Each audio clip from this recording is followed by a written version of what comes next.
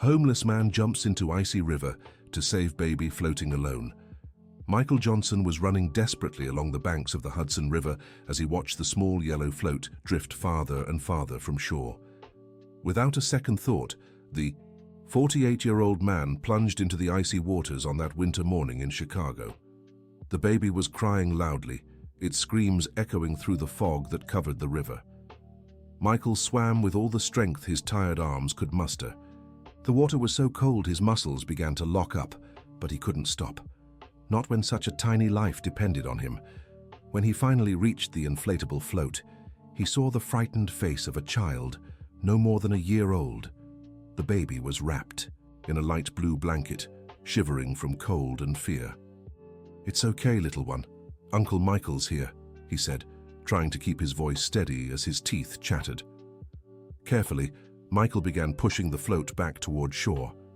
Every stroke was a battle against the numbing cold. His fingers could barely grip the edge of the float, but he kept going. He had to. When they finally reached the bank, Michael lifted the baby from the float and wrapped him in his own worn-out coat. The child kept crying, but now it sounded different, almost like relief. Michael looked around for help, but the park was empty on that freezing July morning. Then he saw the woman. She stood about 50 feet away, watching everything with an expression he couldn't decipher.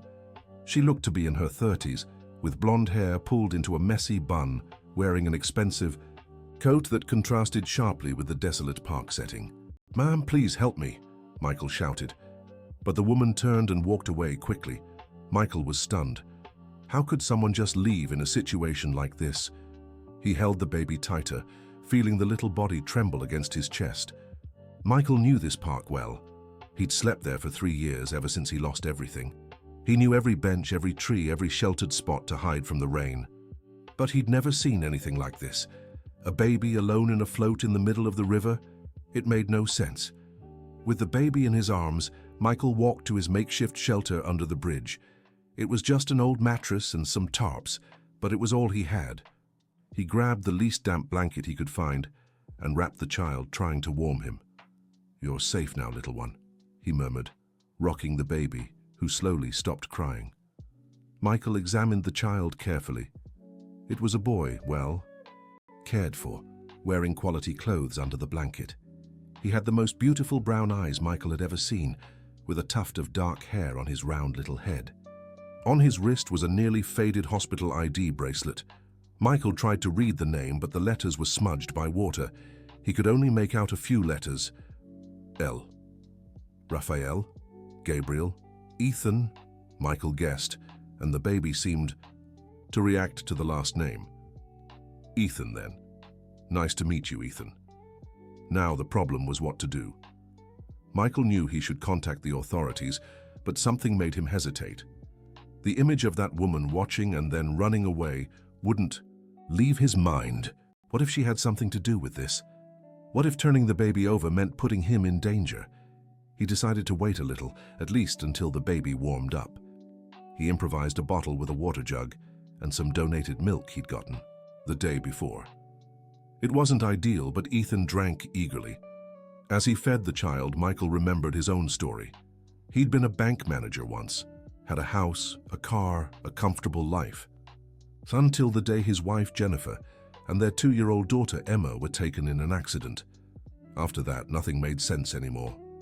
Work, money, none of it mattered anymore.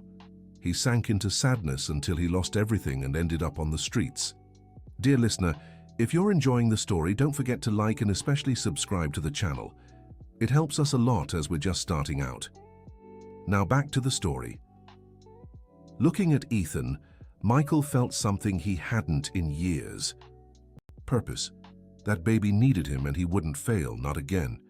He spent the morning caring for the child, keeping him warm and fed. Around noon, he decided it was time to seek help. But first, he needed dry clothes for the baby. He remembered Mrs. Williams, an older woman who ran a used clothing stall at Chelsea Market and had always been kind to him. With Ethan hidden inside his coat, Michael walked to the market. People eyed the homeless man with the strange bulge in his coat suspiciously, but no one approached. When he reached Mrs. Williams's stall, The white-haired woman immediately noticed something was off. "Michael, what do you have there?" she asked, stepping closer.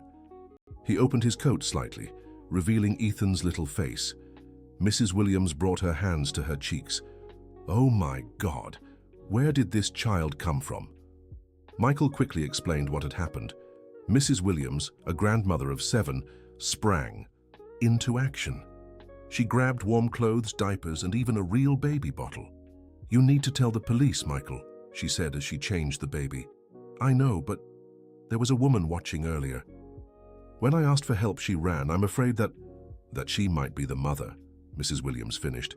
"Even so, Michael, this child has family somewhere." She was right, of course, but Michael couldn't shake the feeling that turning Ethan over now would be a mistake. He asked Mrs. Williams for one more day, just one day, to figure out what was really going on. The older woman hesitated, but finally agreed. She gave Michael powdered milk, diapers, and a new blanket. "But tomorrow morning you're going to the police, understood?" she said firmly. Michael promised and returned to his shelter. He spent the afternoon caring for Ethan, who seemed to grow more comfortable with him by the hour. The baby even smiled a few times, a toothless grin that melted Michael's hardened heart. When night fell, Michael improvised a safe little bed for Ethan using cardboard boxes and blankets. He was preparing another bottle when he heard footsteps approaching. Instinctively, he scooped Ethan into his arms and hid in the shadows. It was the blonde woman from that morning. This time she wasn't alone. A tall man in a dark suit was with her. "Are you sure it was here?" the man asked. "Absolutely. I saw the homeless man take the child and come this way," she replied. Michael held Ethan close, gently covering the baby's mouth to keep him quiet. Who were these people? And why were they looking for Ethan? The two searched the area for several minutes, but didn't find Michael's hiding spot. As they finally walked away, Michael overheard the man say, "If we don't find the child by tomorrow, we'll have serious trouble. You know what's at stake." "I know, Richard, but it wasn't my fault. How was I supposed to know a homeless man would show up right then?"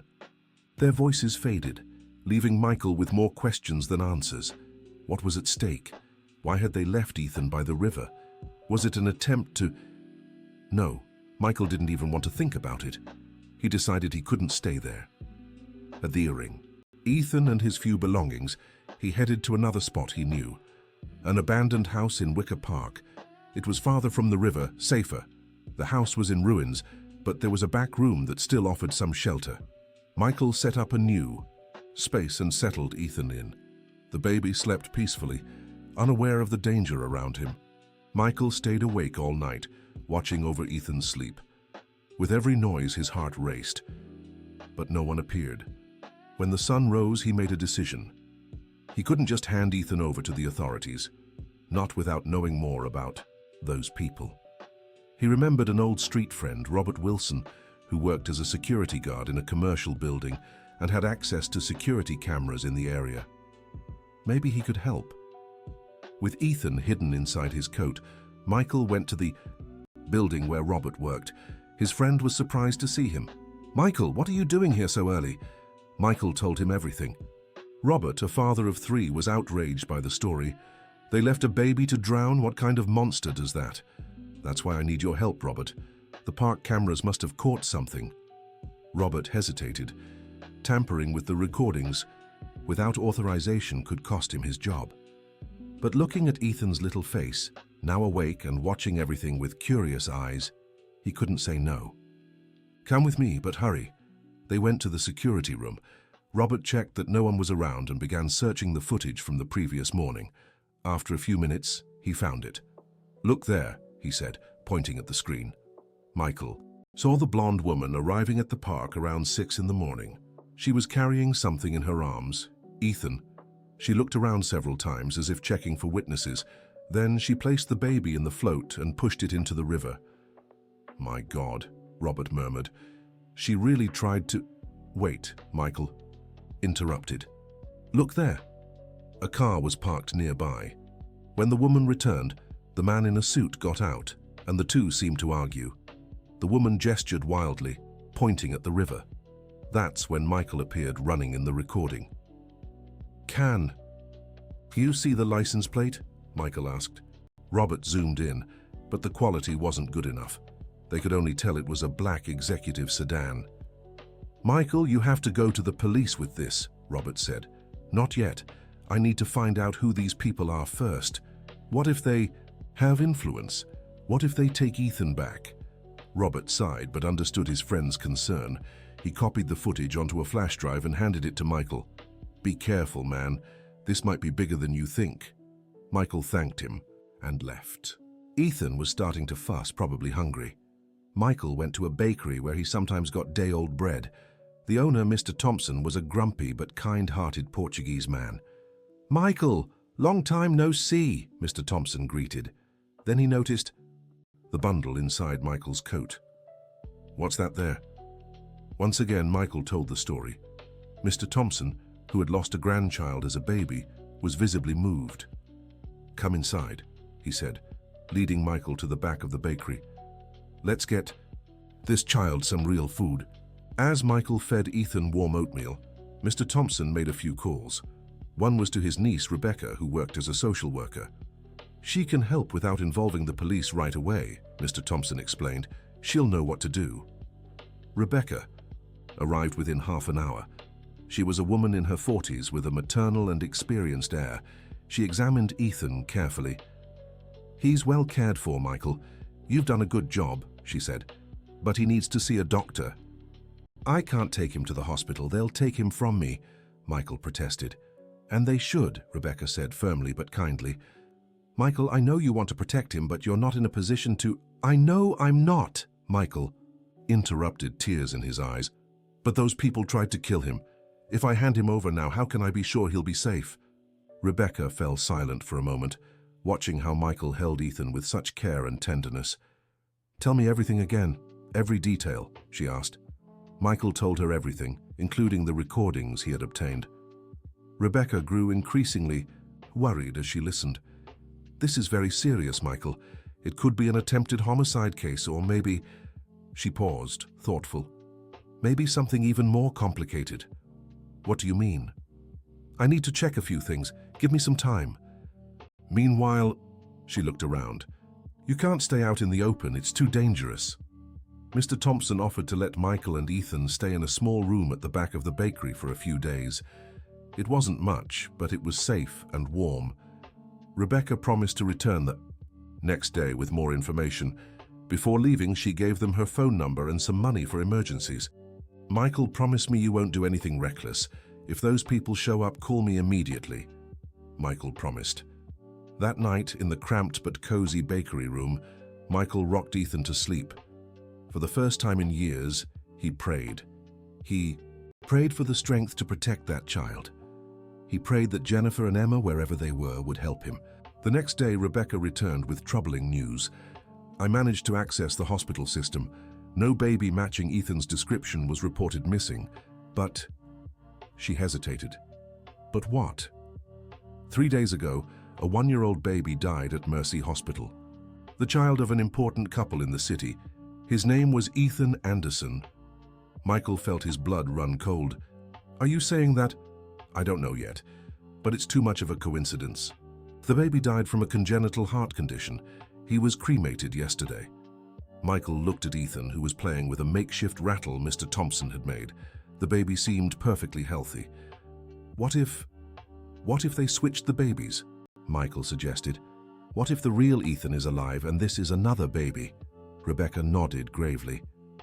"That's what I'm starting to suspect. But we need proof, and we need to find out who this baby really is." The following days were spent carefully investigating. Rebecca used her connections to learn more about the Anderson family. The father, William, was a powerful businessman who owned several construction companies. The mother, Catherine, came from a wealthy, traditional family. "They're devastated by the loss," Rebecca shared, "but something doesn't add up. The housekeeper said Mrs. Catherine hasn't left her room since the funeral. She won't see anyone, not even her husband." Michael remembered the blonde woman in the park. The description didn't match Catherine Anderson, who had dark hair. Meanwhile, Ethan, or whoever that baby was, remained in Michael's care. With each passing day, their bond grew stronger. Michael discovered the baby loved music. Just humming a tune would light up the child's face with a smile. Mr. Thompson also grew fond of the little one, bringing toys or clothes donated by his customers whenever he could. The whole bakery seemed to have adopted Ethan. Then, one afternoon, the unexpected happened. Michael was bathing Ethan in a basin when he heard raised voices in the bakery. He recognized one immediately.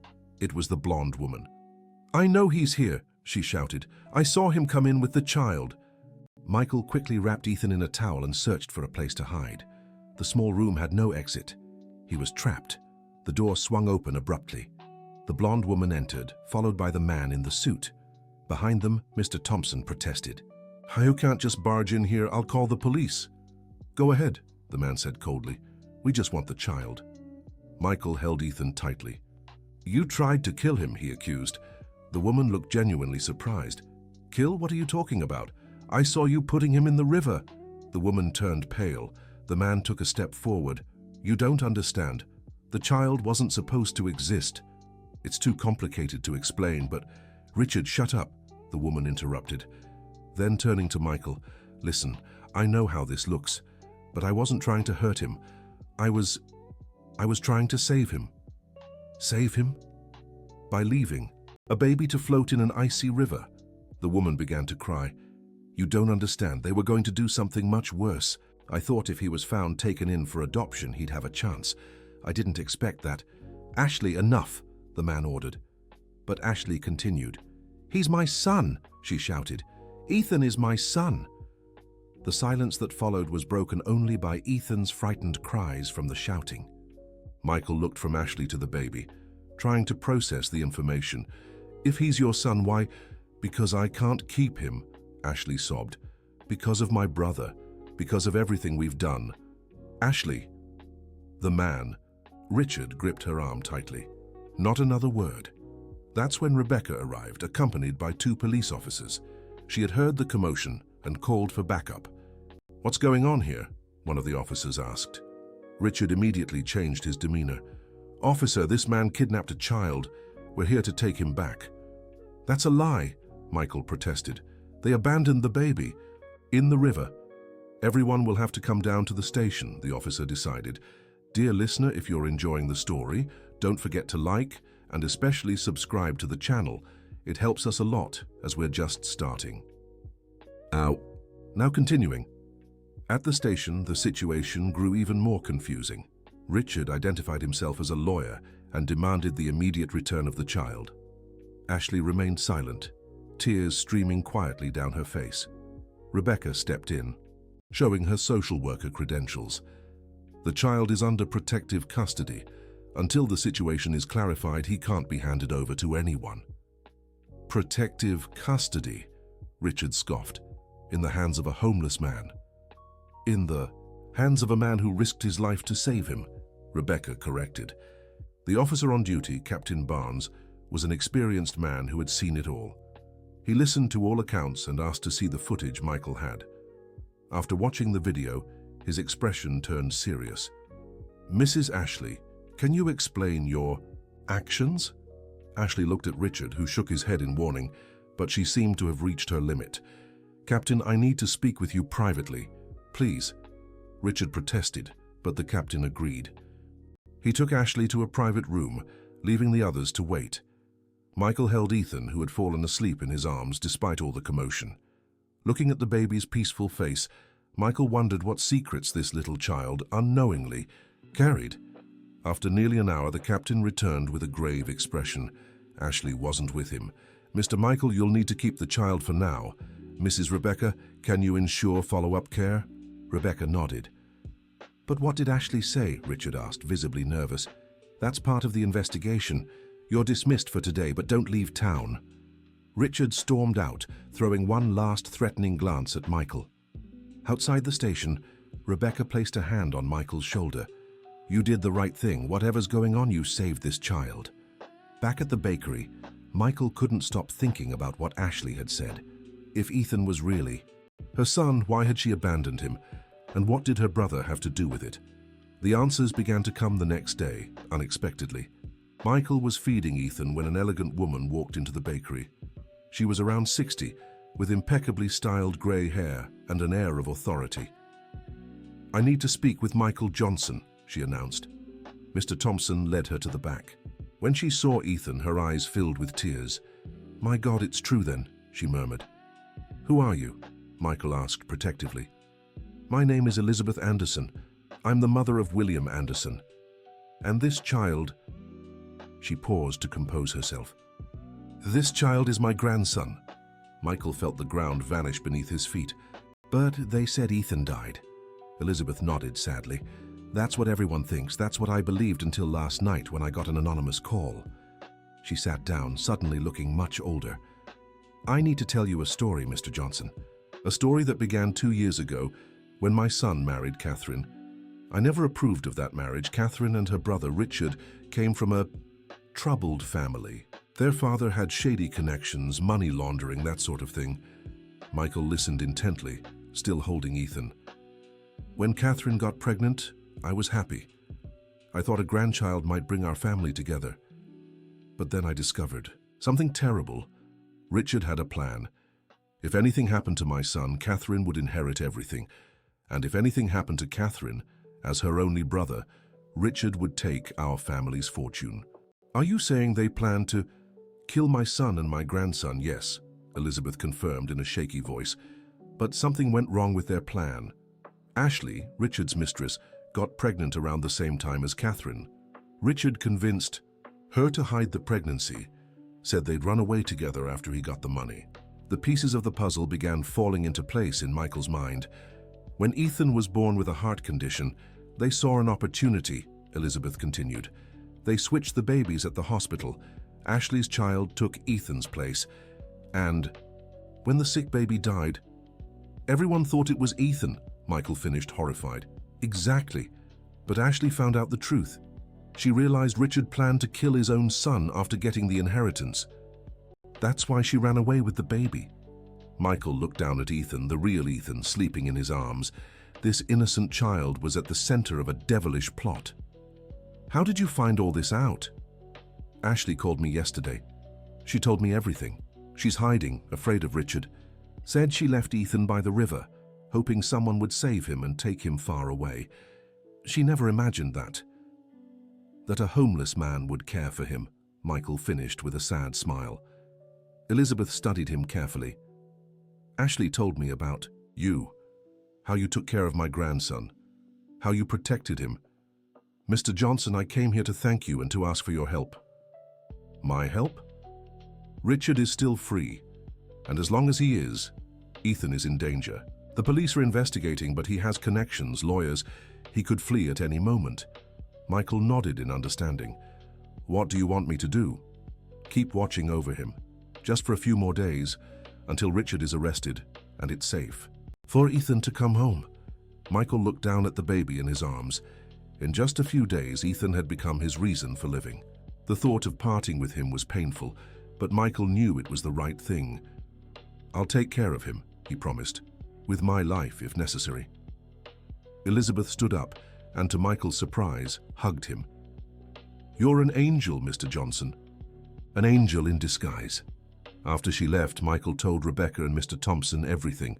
Both were shocked by the revelations. "This is like something out of a soap opera," Mr. Thompson exclaimed. "Worse, it's real life," Rebecca sighed. "And now we have to be even more careful. If this Richard is capable of all this..."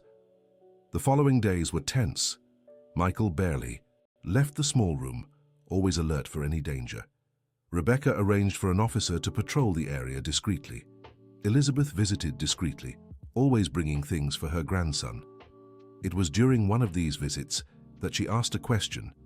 That caught Michael off guard. "Tell me about yourself, Michael. How did you end up in this situation?" Michael hesitated. He didn't like talking about his past, but something in Elizabeth's kind gaze made him open up. He told her about Jennifer, about Emma, about how he lost everything after the accident. Elizabeth listened, in silence, tears streaming down her face. "You lost a daughter and saved my grandson. I don't believe that's a coincidence." "Sometimes I think Jennifer and Emma guided me to the river that morning," Michael admitted. Ethan chose that moment to wake up. Seeing his grandmother, he smiled and reached out his little arms. Elizabeth carefully picked him up, marveling. "He recognizes you," Michael observed. "I spent a lot of time with him before everything happened," Elizabeth said. "Catherine was never very maternal. I think deep down she knew he wasn't her son." The police investigation was moving slowly. Richard had plenty of connections and an elaborate alibi for the day Ethan was left by the river. He claimed to had a business meeting in New York. But Ashley was still missing, and without her testimony it was hard to prove anything. Then something unexpected happened. Catherine showed up at the bakery. Michael recognized her immediately from the photos Elizabeth had shown him. She looked worn out with deep dark circles under her eyes, nothing like the elegant woman in the pictures. "I need to see my son," she said simply. "Your son?" Michael was defensive. "You know very well that—" "I know everything," Catherine interrupted. "I know he's not my biological child, but I loved him as if he were. Please." There was something in her desperation that moved Michael. Against his better judgment, he let her in. When Catherine saw Ethan, she broke down in tears. "My little one, my little Ethan. Mommy missed you so much." Ethan seemed to recognize her too, but instead of smiling, he started crying. Catherine stepped back, hurt. "He doesn't want me anymore," she whispered. "He's confused," Michael said, gently. "A lot has happened." Catherine sank heavily into a chair. "I didn't know, I swear I didn't know about Richard's plan. When I found out about the baby switch, it was too late. The other baby had already—" She couldn't finish. "Why didn't you report it?" "Richard said they'd blame me, that I'd go to prison, and I was a coward. But when I found out he planned to kill Ethan too, I told Ashley. I begged her to run away with the baby." Michael processed the information. If Catherine was telling the truth, she was also Richard's victim. "Are you willing to testify against him?" Catherine nodded firmly. "I'll do anything to protect Ethan, even if it means going to prison." Rebecca, who had arrived during the conversation, stepped in. "If you cooperate with the police, you might get a deal. The important thing now is making sure Richard is arrested." Catherine agreed to go to the police station immediately. Before leaving, she approached Ethan one last time. "I know I don't deserve to be your mother, but I promise I'll do everything to keep you safe." After she left, Michael was lost. In thought. The twists in this story never ended. Who was the victim? Who was guilty? The lines seemed blurrier than ever. That night, Michael was woken by a noise. Someone was trying to break into the bakery's back door. Quickly, he grabbed Ethan and hid behind some boxes. The door gave way, and Richard walked in, followed by two men Michael didn't recognize. "Search everywhere," Richard ordered. "The kid has to be here." Michael held Ethan tightly, praying the baby wouldn't make a sound. But as if sensing the danger, Ethan started whimpering. "Over there!" one of the men shouted. Michael ran, trying to reach the bakery's front door. But the men were faster. They cornered Michael in a tight spot. "Give me the child," Richard ordered, stepping closer. "Never!" shouted Michael, shielding Ethan with his own body. Richard smiled coldly. "You don't understand. This child is worth millions, and I won't let some beggar ruin my plans." He signaled for the men to move in. Michael closed his eyes, bracing for the worst. That's when he heard the sirens. "Police! Nobody move!" The small room filled with officers. Richard tried to flee but was quickly apprehended. The other two men surrendered without resistance. Detective Captain Barnes entered, followed by Rebecca and Elizabeth. "It's okay, Michael," said Rebecca. "Catherine told us everything. We got a warrant."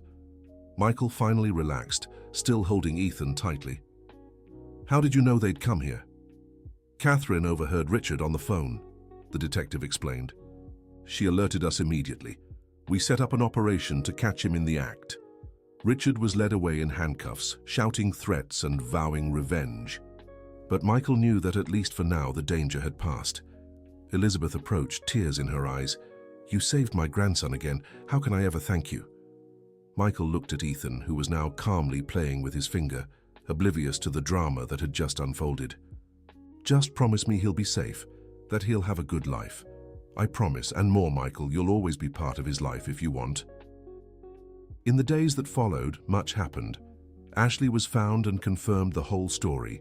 Richard was indicted for attempted murder, conspiracy, and several other crimes. Catherine struck a deal to testify and received only community service. And Ethan returned home with his grandmother and father, William, who was devastated to learn the full truth about his wife and brother-in-law. But Elizabeth kept her promise. Michael got a job as a gardener at the Anderson mansion. It wasn't charity. Michael worked hard and with dedication. But the best part of the job was seeing Ethan every day.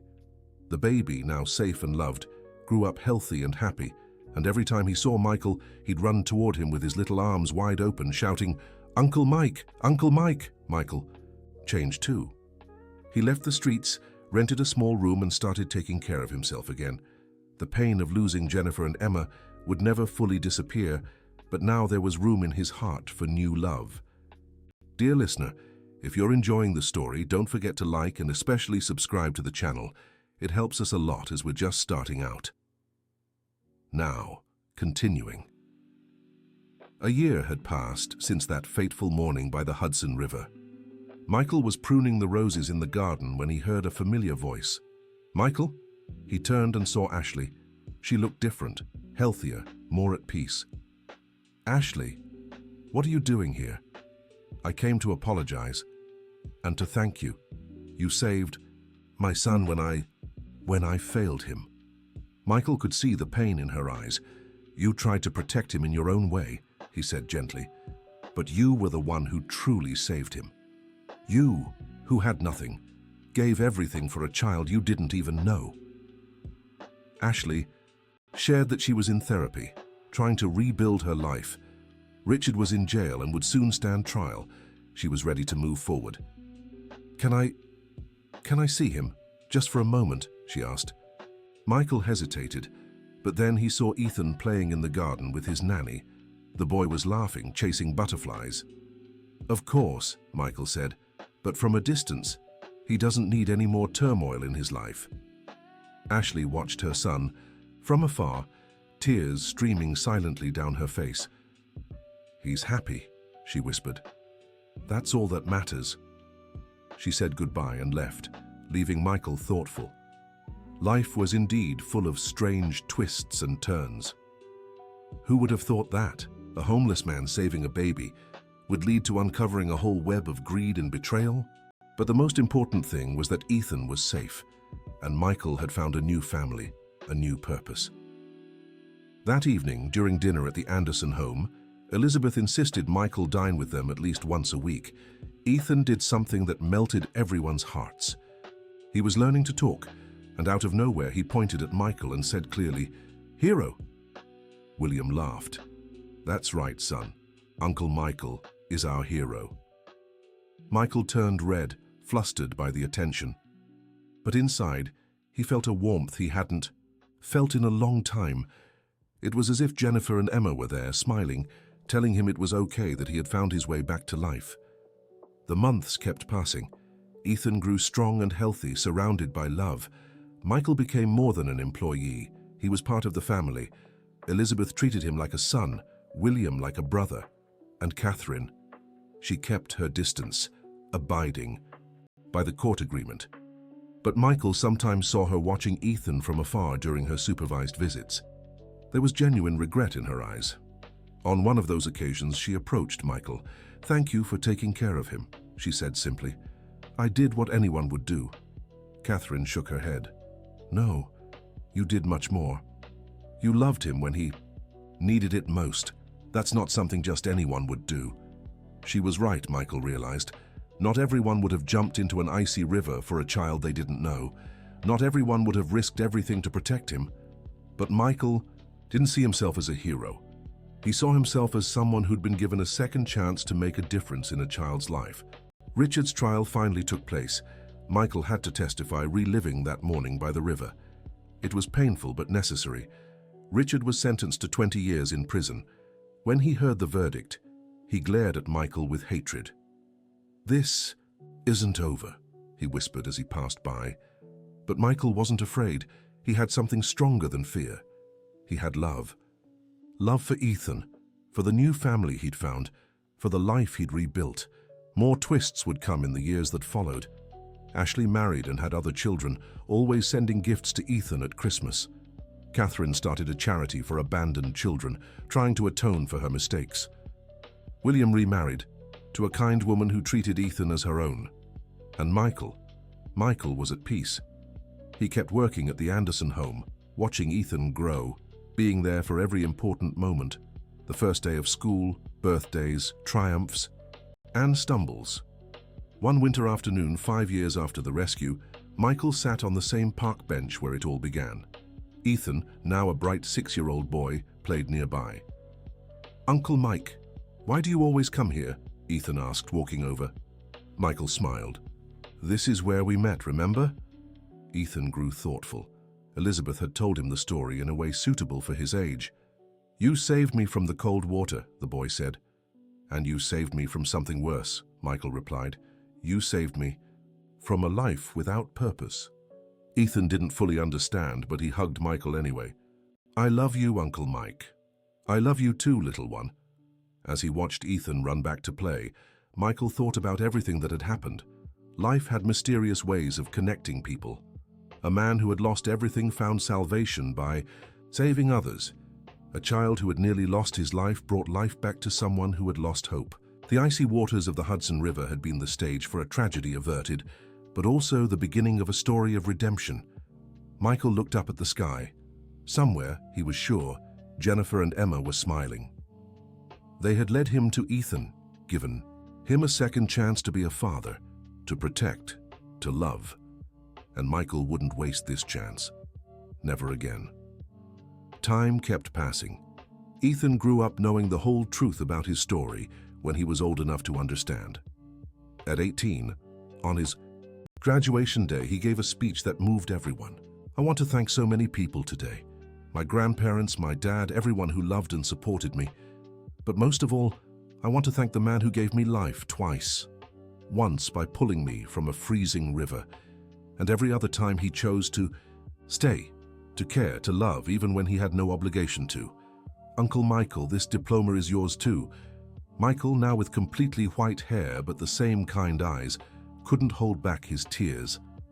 Ethan stepped down from the stage and hugged him tightly as the audience applauded with emotion. That night at the graduation party, Michael found himself surrounded by people he had learned to call family. Elizabeth, now elderly but still elegant, William and his wife. Even Catherine was there, finally welcomed back into the family circle, after years of redemption.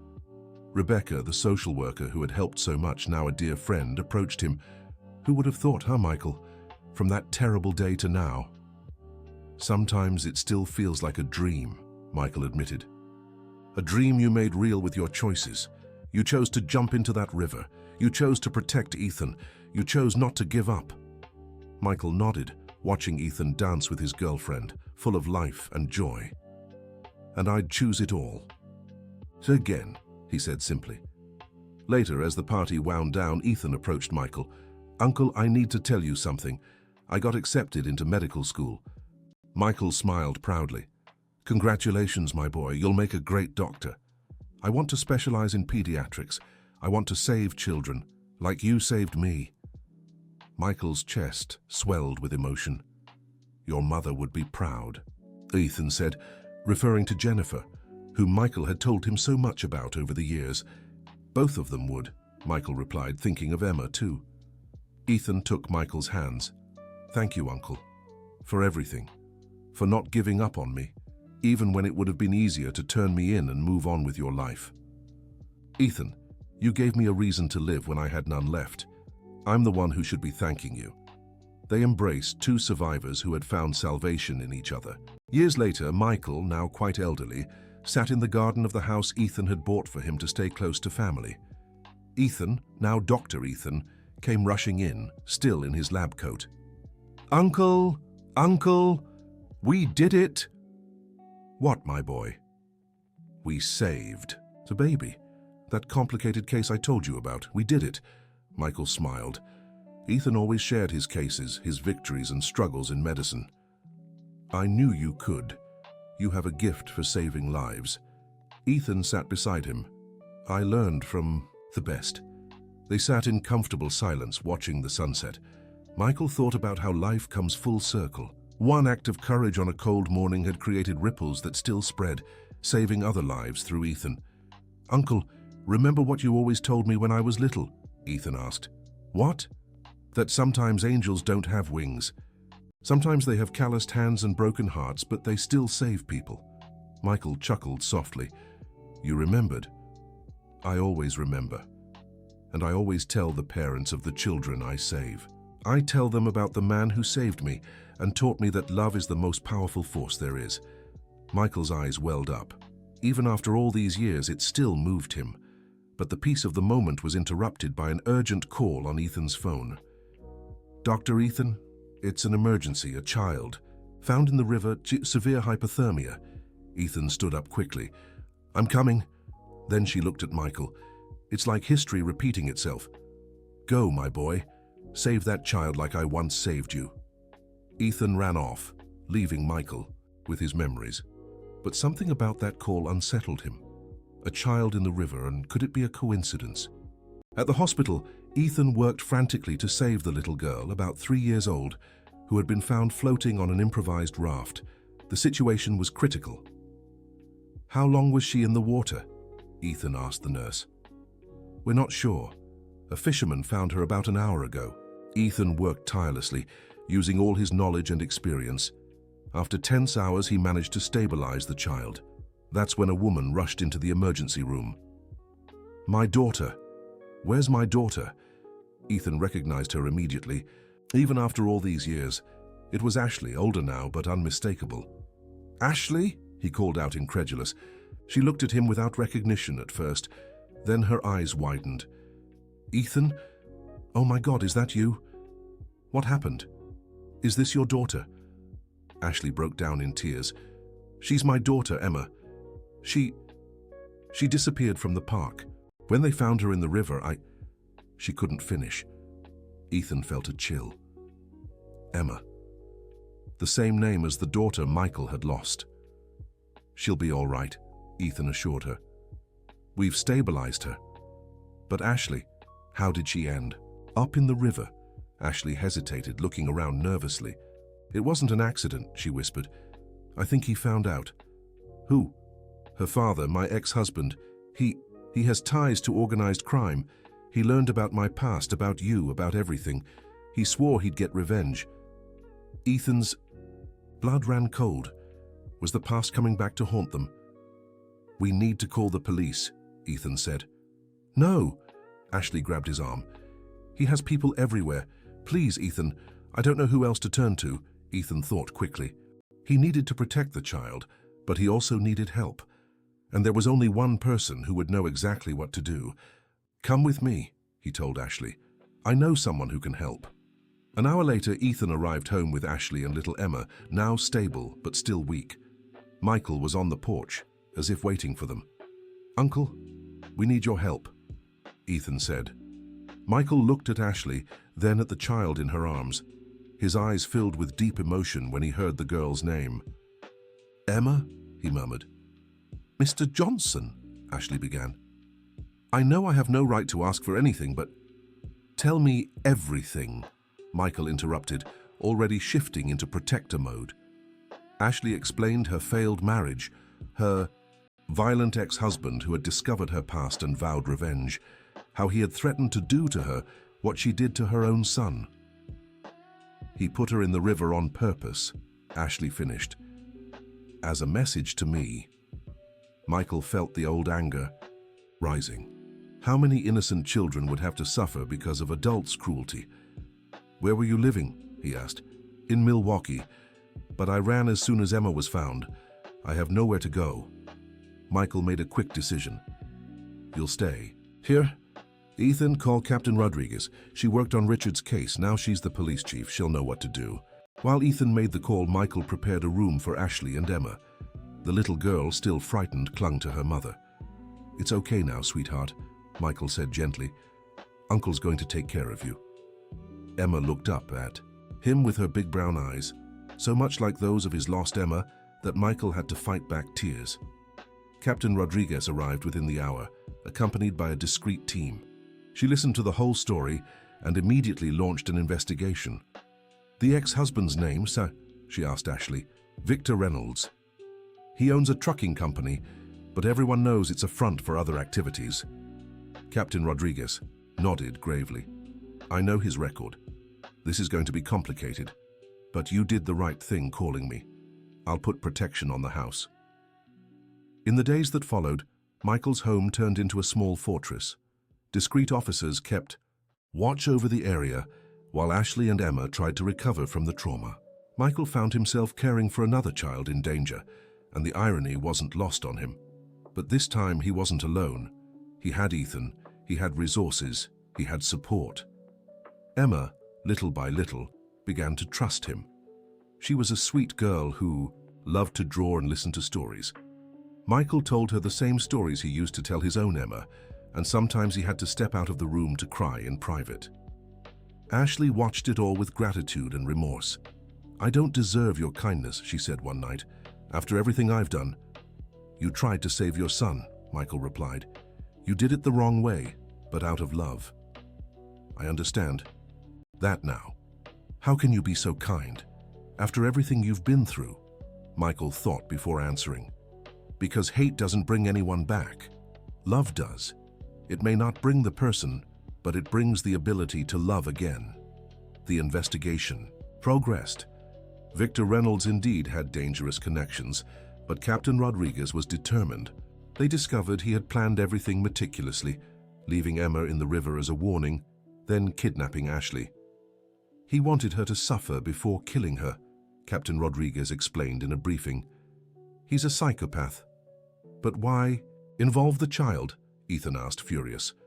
"Because he knew it would be the cruelest way to hurt her, and because he found out about Ashley's past, about you, Ethan. He thought repeating history was poetic." Michael felt sick.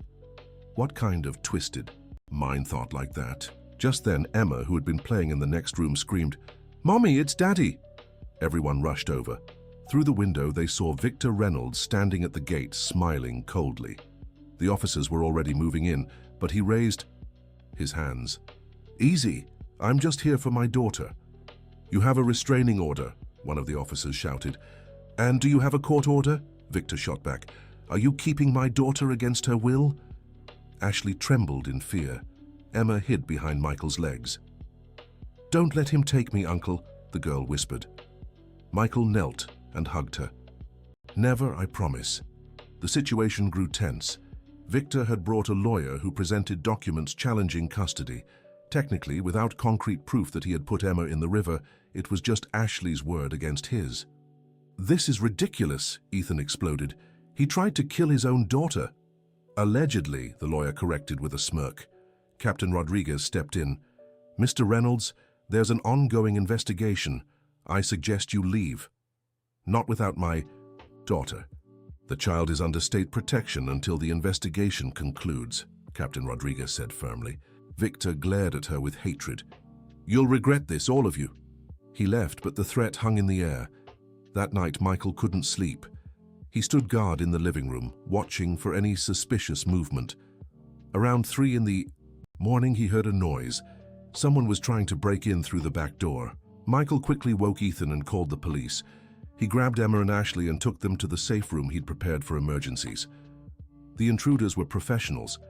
They moved silently, but Michael knew his house, every creak, every shadow. "Ethan, take them through the emergency exit," Michael whispered.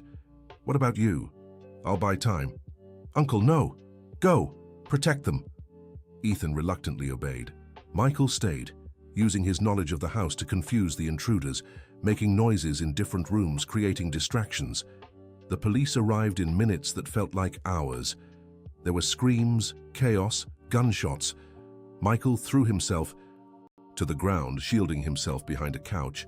When silence finally returned, Captain Rodriguez entered. "Michael, are you okay?" "Yes, and the others?" "Safe."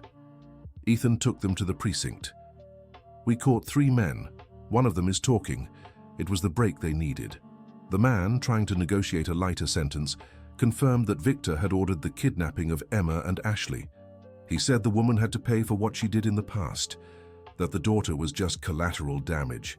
With this confession and other evidence, they finally had enough to arrest Victor. The operation was quick and efficient. He was caught trying to flee to Canada. During the trial, the whole story came out. Victor was even worse than they imagined. He had a history of domestic violence, money laundering, and connections to trafficking. Ashley testified bravely, protected by a special program. Emma, spared the details, remained under the care of Michael and Ethan. Michael found himself in a courtroom again, but this time on the right side of justice. When asked about his involvement, he was clear. "Years ago, I saved a child from the river. Today I saved another. It's what I do. It's who I am." Victor was sentenced to 30 years in prison. When he heard the verdict, he glared at Ashley with pure hatred, but said nothing. With the danger gone, Ashley needed to rebuild her life. Once again, Michael's generosity surprised everyone. "I have a proposal," he said one day. "The house is big. You can stay as long as you need." "Emma needs stability," Ashley cried. "Why? Why are you doing this for us?" "Because once I lost a daughter named Emma. Maybe this is the universe's way of giving me a chance to protect another Emma." Ethan enthusiastically supported the idea. And so, they formed an unlikely family. Michael, the grandfather at heart. Ethan, the protective older brother. Ashley, trying to be a better mother. And Emma, thriving with so much love. The adjustment wasn't easy. Emma had nightmares, waking up screaming. In those moments, it was always Michael who could calm her, singing the same songs he sang to his first Emma. Ashley struggled with guilt from the past and trauma from the present. She started therapy, determined to heal for her daughter. "I'm trying to be better," she told Michael one afternoon. "For her, for all of you." "We're all trying to be better," Michael replied. "That's what we do. We try, we fail, we try again." Ethan became the brother Emma never had. He took her to the park, taught her to ride a bike, helped with homework. Seeing them together filled Michael's heart with joy. One day, while drawing together, Emma asked a question that caught everyone off guard. "Uncle Michael, are you my real grandpa?" Michael choked up with emotion. "Not by blood, sweetheart, but by heart, yes." "So can I call you Grandpa?" Michael couldn't answer, just nodded as tears streamed down. From that day on, Emma called him Grandpa, and every time he heard it, Michael felt like a piece of his broken heart healed. Life went on with its ups and downs. Emma started school, made friends, slowly overcame her trauma. Ashley got a job at a store, began rebuilding her independence, but the past has a way of returning when least expected. One ordinary afternoon, Michael was picking Emma up from school when he noticed a suspicious car. His instincts, sharpened by years on the streets and recent events, set off alarms. Quietly, he changed their route home. The car followed them. Michael called Ethan. "We're being followed. Get Ashley and call the police." "Uncle, get out of there." "I'm heading to the mall, public place full of cameras." At the mall, Michael kept Emma distracted while watching. Two men were discreetly trailing them. The mall security, alerted by Ethan, was already in position. When the men tried to approach, they were intercepted. It turned out they were private investigators hired by Victor's family to monitor the situation. They claimed to have no ill intentions, but the trauma was reignited. "Will we ever have peace?" Ashley broke down in tears. "We will," Michael said firmly. "I promise." He sought legal help. With the Anderson family's influence and good lawyers, they secured an even stricter restraining order against any member of the Reynolds family. Elizabeth, now quite elderly but still sharp, offered her assistance. "Michael, you saved my grandson. Let me help save your new family." With the financial power and influence of the Andersons, the situation was brought under control. But Michael knew they needed something more permanent, a real change. That's when Ethan had an idea. "What if we moved somewhere else? Start fresh, far from all this?" Ashley hesitated. She was afraid of running again. But Michael saw wisdom in the suggestion. "It wouldn't be running," he said. It would be choosing a better future for Emma. After many discussions, they decided to move to Aspen. The mountain town offered peace and distance from their troubles. The Anderson family had connections there and could ensure safety and opportunities. The move was a fresh start for everyone. Michael opened a small gardening shop, fulfilling a long-held dream. Ethan secured a transfer to the town's hospital. Ashley found work at a cozy inn.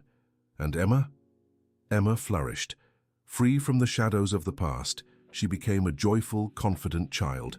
She made friends at her new school and joined every activity. But the most touching moment came on an ordinary day.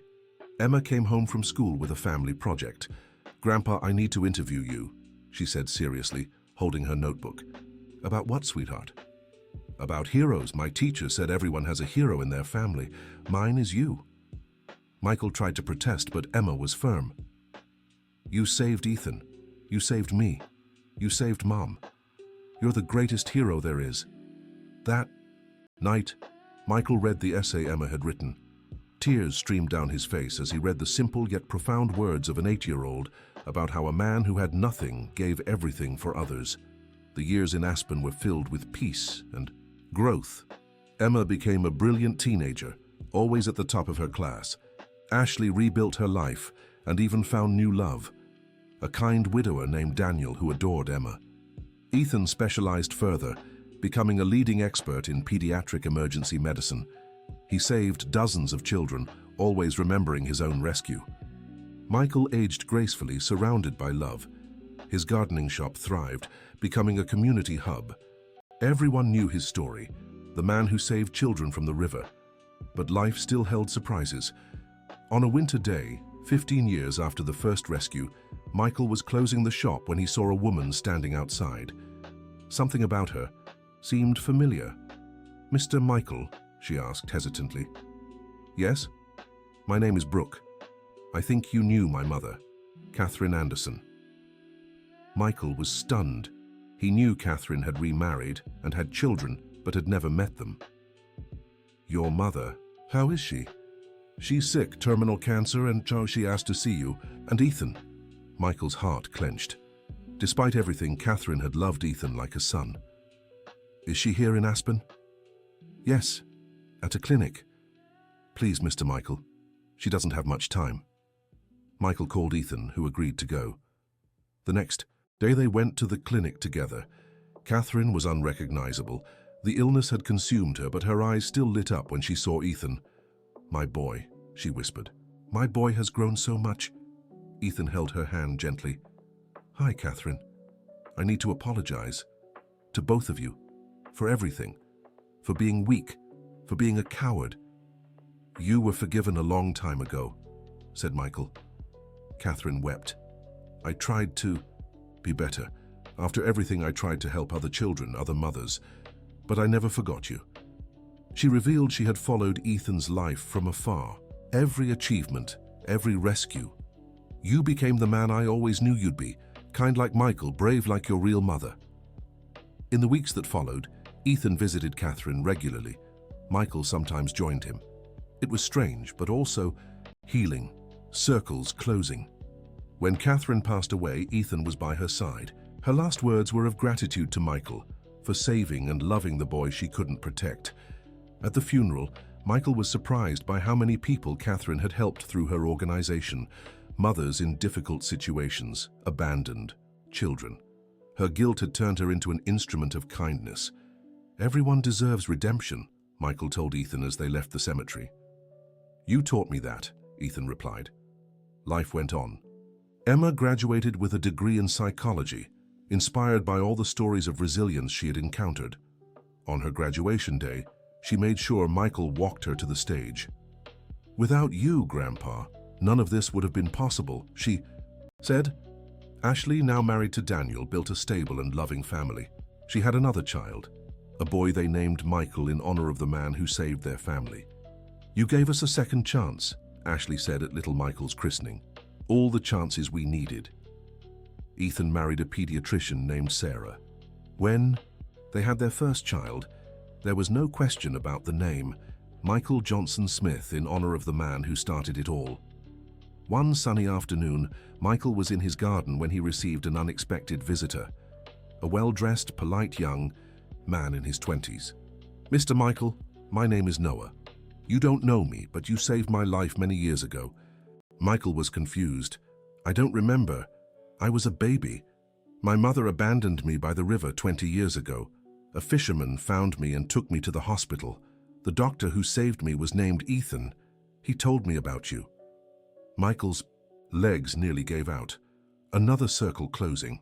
Noah explained he had been adopted by a loving family, grew up well, and was now in college.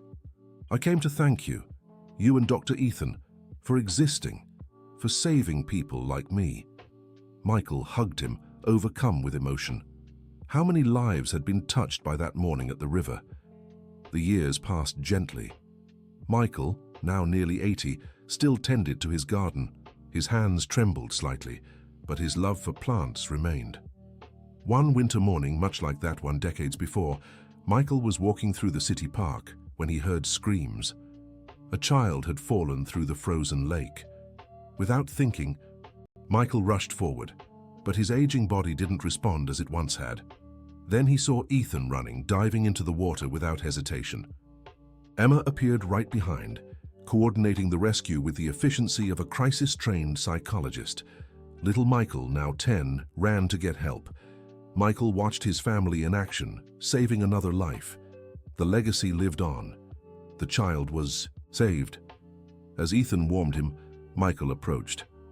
"You're okay, little one," he said in the gentle voice that had calmed so many children. "You're safe now." The boy looked at him with frightened but trusting eyes. "Are you an angel?" Michael chuckled softly. "No, just an old gardener. But that one over there," he pointed to Ethan, "that's a real hero." That night, the whole family gathered at Michael's house. 4 generations united by acts of kindness and courage. "You know," Michael said, looking around at them all, "I always thought I lost my family in that accident, but I was wrong. My family was waiting for me in the future. Each one of you." Emma, now grown and a mother, held his hand. "And we were waiting for you, Grandpa. We always were." Ethan raised a toast. "To the man who taught us that saving one life is saving the whole world."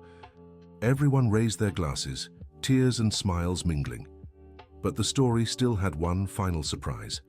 A few weeks later, Michael received an official letter. It was from the city of Chicago. "Mr. Michael Johnson, the city would like to honor you by naming the new Children's Shelter Center in your honor, Michael Johnson Center, where every child matters." Michael cried as he read it. Not tears of sadness, but of gratitude. His life, which had seemed to end in that accident decades ago, had transformed into something greater. The opening ceremony was emotional. Hundreds of people attended. Ethan gave a speech about how one act of courage can change generations. Emma spoke about the importance of second chances.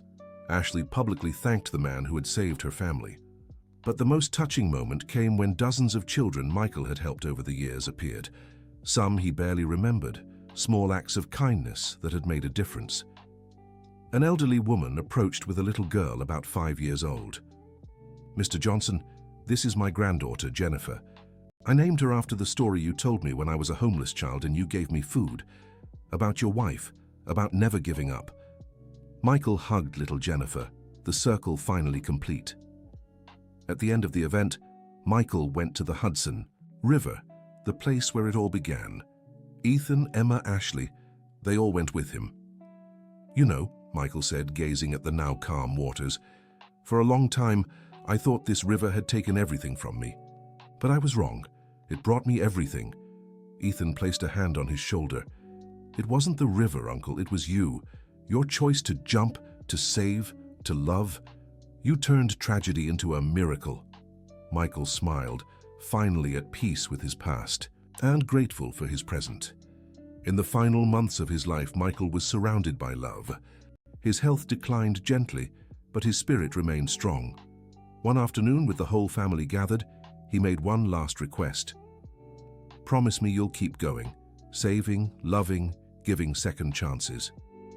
They all promised. Michael Johnson passed away on a quiet spring night, a smile on his lips. He had lived to see goodness multiply, love conquer hate, hope bloom where it once seemed impossible.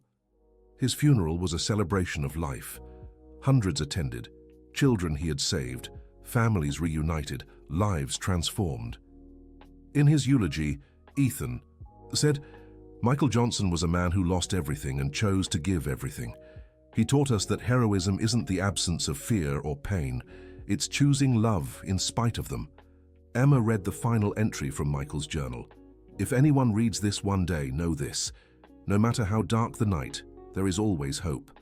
Sometimes it comes in the form of a baby floating down a river, sometimes in the kindness of strangers, sometimes in the chance to make a difference. Don't waste those chances.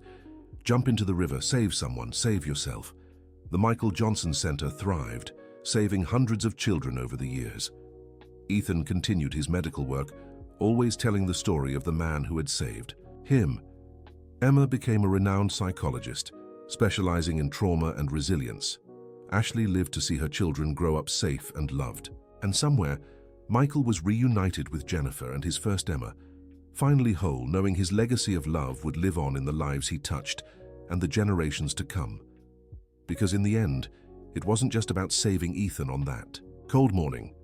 It was about proving that one act of love can echo through time, turning tragedies into miracles, strangers into family, and a broken man into a hero to countless lives.